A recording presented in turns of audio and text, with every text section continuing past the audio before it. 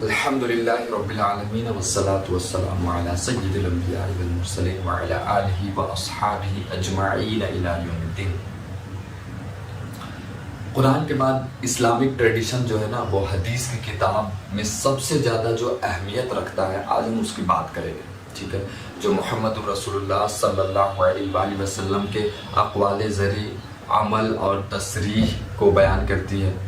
ان میں سے صحیح البخاری، صحیح مسلم کو سب سے زیادہ اوتھینٹک اور مختصر مانا جاتا ہے، یعنی چھوٹی سی کتاب ہے، 7,500 آلموسٹ حدیث ہے۔ اس میں جو ہے وہ بالکل سارے اسناد ایسے جمع کیے گئے ہیں، مطلب آپ سمجھے کہ ان اسناد میں جو پوری زندگی ایفرٹ پٹ کر دی گئی، ٹھیک ہو، جس میں صحیح البخاری کے بارے میں پوائنٹ بائی پوائنٹ انفارمیشن میں دینے جا رہا ہوں، کیونکہ یہ قرآن کے بعد سب سے زیادہ مقبولیت حاصل اور محترم حدیث کی کتاب میں شمار کیا جاتا ہے۔ کتاب کا نام اور مقصد میں پہلے بیان کر دیتا ہوں۔ کتاب کا نام صحیح البخاری، ٹھیک ہے، اس میں آپ شارٹ میں کہہ لیں جامع المسند الصحیح المختصر من امور رسول اللہ صلی اللہ علیہ وآلہ وسلم، ٹھیک ہے، یعنی مختصر ہے، مسند ہے، صحیح ہے، جو آپ صلی اللہ علیہ وآلہ وسلم کا حکم اس کتاب میں منشن کیا گیا ہے۔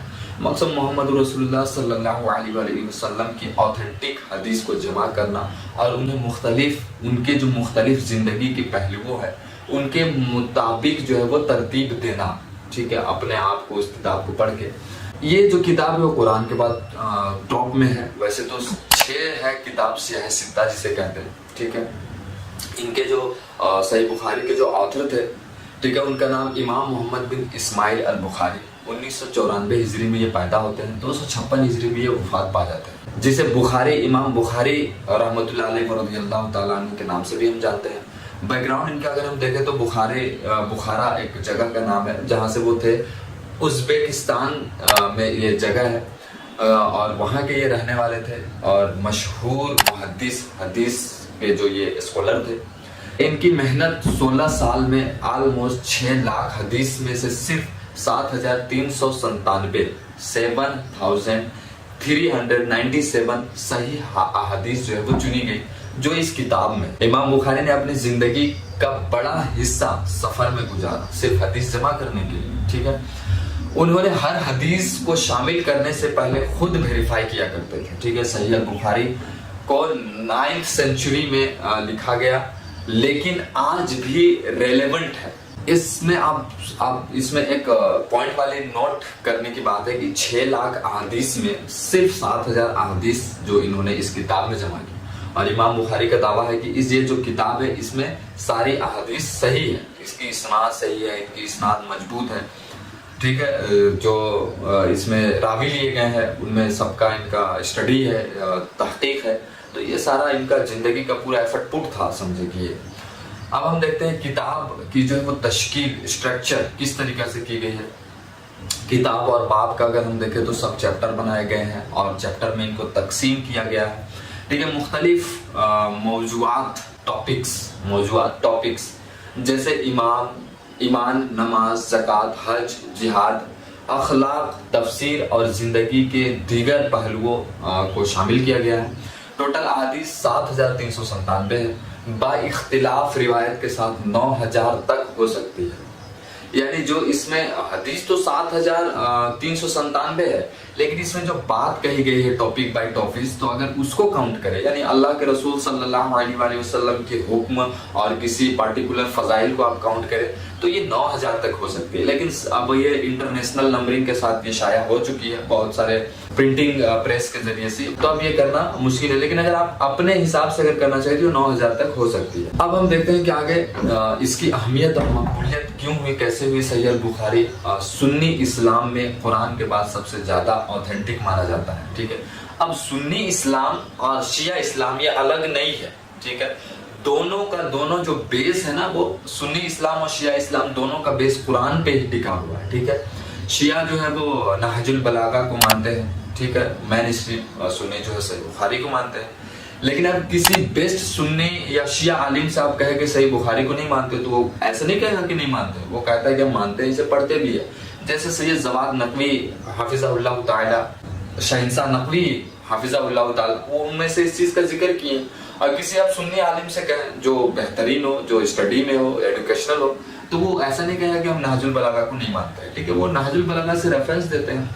اس میں ہر حدیث کی سند کو چیک کیا گیا ہے, جتنے بھی اسناد ہیں, ٹیکسٹ ہے, اس سب کو چیک کیا گیا ہے, بار بار چیک کیا گیا ہے. اس میں ہر حدیث کو اچھے سے چیک کر کے اس کی ہر اسناد میں جتنے بھی راوی مینشن کیے گئے ہیں, ان سارے راویوں کے حالات زندگی پڑھ کے, ان کے جو ہے اتھینٹک ہونے کے, ان کے سچے ہونے کے, ان کے شیخہ ہونے کو قبول کیا گیا ہے. اس کے بعد سارے احادیثوں کو جمع کیا گیا, پھر اسے سنی جو علماء ہے عرب کے, اس زمانے میں جب علماء تھے, وہ ان کو پڑھ کے پھر اس کو شائع کیا گیا ہے.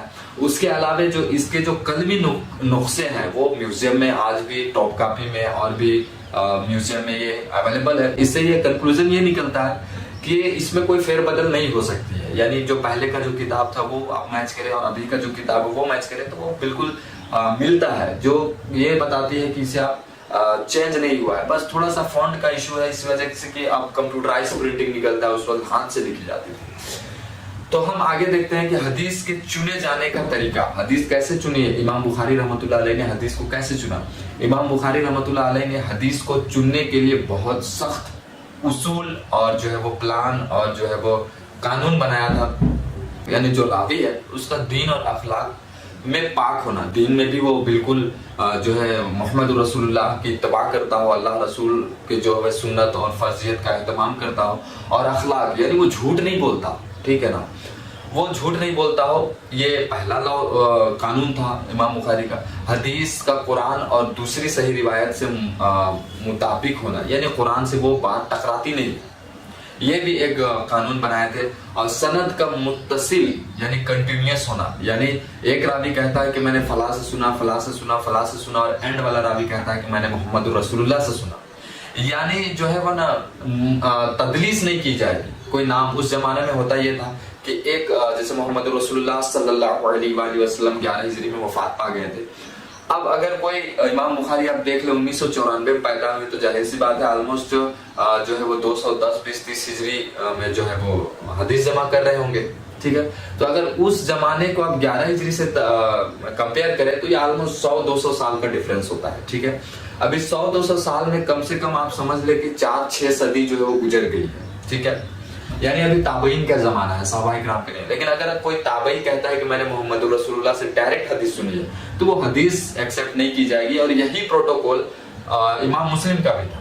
لیکن اگر اس میں 20 میں مینشن کرتا ہے کہ میں نے فلاں سے سنا, فلاں سے سنا, ایسے جو ہے وہ 4 صدی 4 نسل 6 نسل جو گزری ہے ان میں 6 نسل کے لوگ شامل کیا جاتا ہے, جن میں بھی وہ صحیح بات بتاتے ہو, جھوٹ نہیں بولتے, ان کے حالات زندگی کبھی جھوٹ نہ بولی ہو, تب یہ حدیث ایکسیپٹ کی جاتی تھی. یعنی جو راوی ہے اس میں اگر ان سے یا سما کی تصریح کرتا ہو تو وہ ایکسیپٹ کی جائے گی.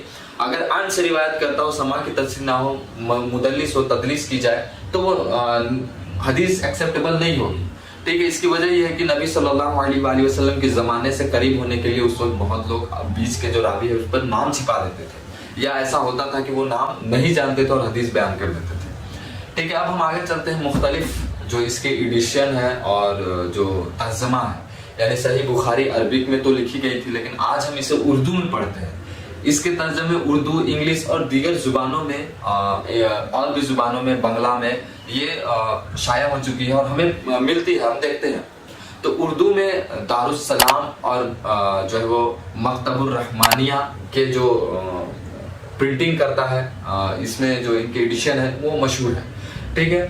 اب ہم دیکھتے ہیں کہ زندگی میں استعمال ہم اسے کیسے کریں یا کیسے کرنا چاہیے. صحیح البخاری فقہ کی کتاب ہے, اسلامک جو کتاب ہے ان میں سے مین ہے, اور یہ اخلاق اور روزمرہ کی زندگی کے لیے رہنمائی کا ایک ذریعہ ہے. اگر ہم اسے پڑھیں گے تو ہم نے اپنے آپ کو صحیح بنانا ہے, قرآن و سنت کے مطابق چلانا ہے, رسول اللہ صلی اللہ علیہ وسلم کی حکم کی پاسداری کرنا ہے, یہ ہمیں سکھاتا ہے. مسجد میں درس دینا اس کتاب کی, اسلامک اسکالرس اور آن لائن کورسز میں اس کی تعلیم ہوتی ہے, ٹھیک ہے. آپ اس کو جوائن کر سکتے ہیں, بہت سارے فری ہوتی ہے. تو یہ تھی صحیح بخاری کی جو ہے, اور یہ جو ہے کہ دوسری جو کتاب ہے صحیح مسلم کے ساتھ جو ہے وہ ملا کر صحیح بخاری کو صحیحین کہا جاتا ہے. یعنی جس طریقہ سے صحابہ کرام ابو بکر اور عمر رضی اللہ تعالی عنہما وعلیہم السلام کو علی الصحیحین کہا جاتا ہے، اس طریقہ سے ان دو محدثین کو علی الصحیحین کہا جاتا ہے، ٹھیک ہے۔ صحیح مسلم بھی بہت اوتھینٹک ہے، لیکن بخاری کو زیادہ ترجیح دی جاتی ہے اس لیے کہ یہ صحیح امام مسلم سے بڑے تھے اور امام مسلم کے استاد رہا کرتے تھے، ٹھیک ہے۔